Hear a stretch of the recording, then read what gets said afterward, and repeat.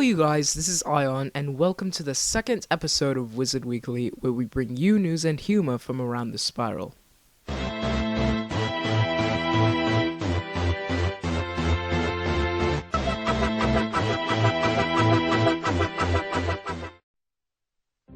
This week on the bulletin, we are going to talk green.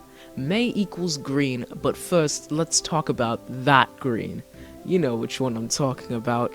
From now until, tomorrow. Talk about a fast week. You can purchase 60,000 crowns for $60. That is 25% off the original sale price. So if you're looking for an opportunity to buy some crowns, now is your chance. Now if you're not into that type of green, here's some other green that might catch your eye.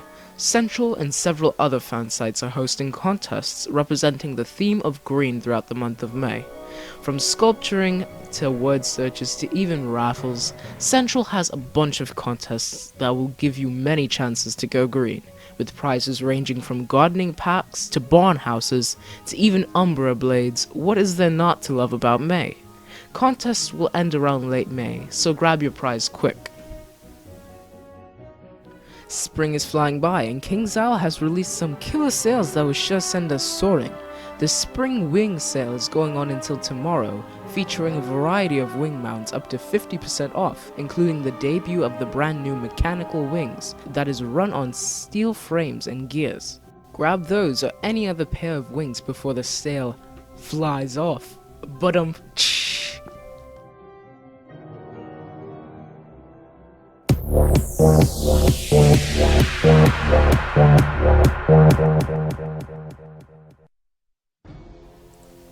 We are seeing some big tournaments being wrapped up in PvP Central. We have the 1v1 speed tournament, of which I'm currently spectating, that is coming to a close soon, as well as several of the head of class tournaments, the 1v1 Magus tournament, and the 2v2 Adept tournaments. There are also a variety of tournaments approaching us in the near future, including the multi-wizard tournament and the 2v2 Masters tournament. Keep your eyes peeled on PvP Central for some more tournament updates.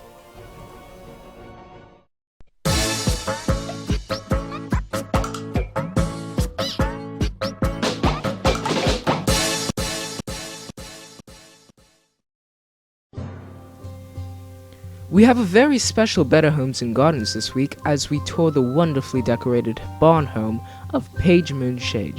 Once you enter the home, you are greeted with a lush scent of the countryside as you observe horses of many kinds pull carts across the dirt road. She has 3 groundskeepers to tend to her several gardens while she is away doing her work. The first garden is Page's Garden of Flowers with many different types of blooming plants.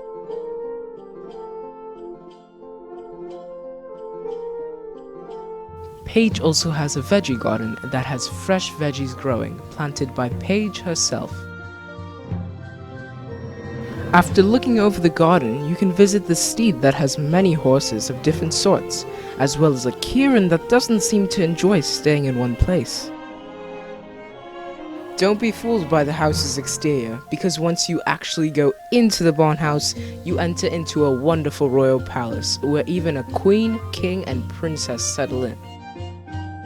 The mother is cooking inside of the kitchen with the Avalon-themed cookware, including cabinets that are stocked with all of her needs.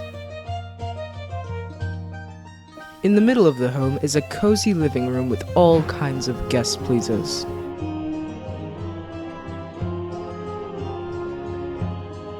To the right of the home, you have a library and music room where you can relax and dig into a good novel or just listen to the classical pieces of Mozart. When you head to the stairs, you will meet up with the father who's going upwards to the room decorated with marble, including a statue of King Arthur himself. When you go upstairs, you can walk through the crane-marked doors into a dressing room filled with a complete bathroom with functioning dials. Gotta love those functioning dials. When you enter into the princess's room, you find several different toys and tea sets fit for royalty, as the princess herself is playing in her room. A bit more tea if you would, my dear. When you walk into the parents' room, you can gaze upon the wooden floors and walls with an outstanding fireplace and king-sized Avalon beds that sure live up to their name. Once you go downstairs, you enter the groundskeeper room and storage, filled with holiday decor packed up and ready for the next holiday season. Down in the shelter, you can take cover and craft some gear with all the equipment you need to ride a storm and craft yourself an umbrella while you're at it. The moment you enter Paige's wonderful barn home, one phrase can only describe your reaction, and you are most definitely going to be blown away. Literally.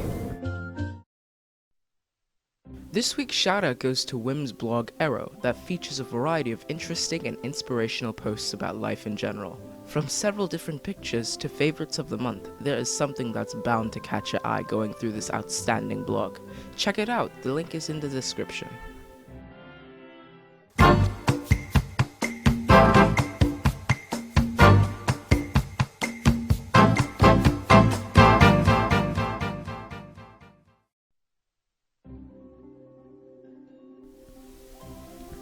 We have a variety of interesting questions this week, so let's not delay.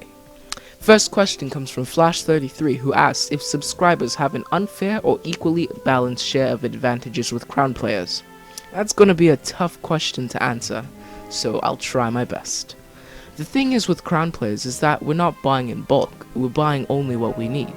While we have the advantage of buying areas and unlocking them forever, there are several other advantages that we seem to miss out. Unlimited rank battles, larger bags and friendless space, shorter crafting and hatching timers, and premium areas are free during the subscription. You can say subscribers have the upper hand, but the minute somebody's subscription runs out and it isn't renewed, you are completely in the dust. I don't want to have to worry about my subscription running out in the middle of a world. Say for some reason I quit for a bit and end up coming back in the next 2 months. My subscription would be over, and since I don't really have a credit card, I wouldn't be able to buy one. Crowns players have the benefit of having areas they bought forever, so I think that's what keeps me to believe that crown players have some sort of equal end. Some people would prefer having quicker timers, and that might be the reason why subscriptions are better than crowns, but for a casual gamer like myself, having that kind of perk doesn't really convince me to pay $10 a month for something I may have no interest in. Good question. Next question comes from Bringer of Storms, who asks if we will ever see the release of crafted and or purchasable homes for all world themes. Technically, all worlds that are currently released in Wizard101 have at least one house with its world theme, whether it be from a bundle or some other form of purchase in real life. To see every world have a house available via vendor for gold would be a nice addition to the game, but it won't be the easiest to add, since it takes a lot of time to design and build a good looking home that a lot of people will be able to enjoy. Good suggestion. Our final question comes from Darkness033, who asks if plants should not be counted as furniture in houses. As much as I'd like this idea to happen, I think there's a general reason why they are counted, and that is more than likely because of the amount of lag all of those plants could cause if filled to the max with max furniture as well.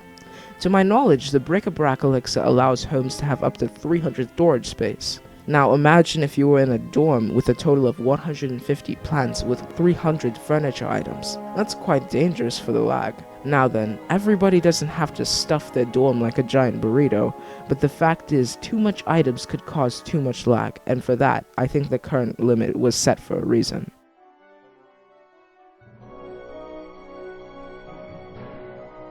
That's all the time we have for today. Thank you guys so much for tuning in to Wizard Weekly, and I hope you guys have a wonderful rest of the day. See you guys later.